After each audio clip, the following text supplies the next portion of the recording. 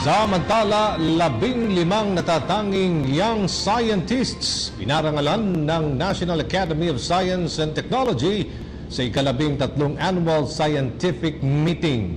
Report mula kay Marita Moahe. 15 outstanding young scientists ang kinilala ng National Academy of Science and Technology o NAST sa kanilang 38th Annual Scientific Meeting na ginawa sa Manila Hotel. Ilan sa mga pinarangalan dito sina Tonet Laude para sa Plant Sciences, Ian Navarrete Soil Science, Richard Mualil Marine Science, Glenn Ciesu Environmental Science, Mary Donabel Balela Material Science and Engineering. Sa panayam ng PTV News kay Richard Mualil na nasa sektor ng Marine Science at nagmula pa sa Tawi-Tawi, sinabi nito na lubhang nakakabahala ang kalagayan ng sektor ng pangingisda. Dinagdag pa nito na dapat maglaan ng isang bahagi ng karagatan na magiging breeding ground ng mga isda at hahayaan silang lumaki.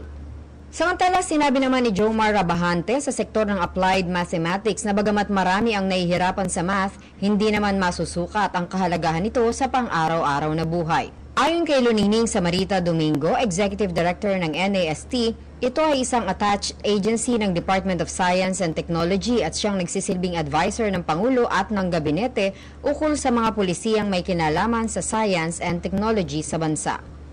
Whatever the outcome of this annual scientific meeting will be given this afternoon, yung mga resolutions and recommendations sa Secretary ng Department of Science and Technology at sa kay Secretary Pernia ng NEDA.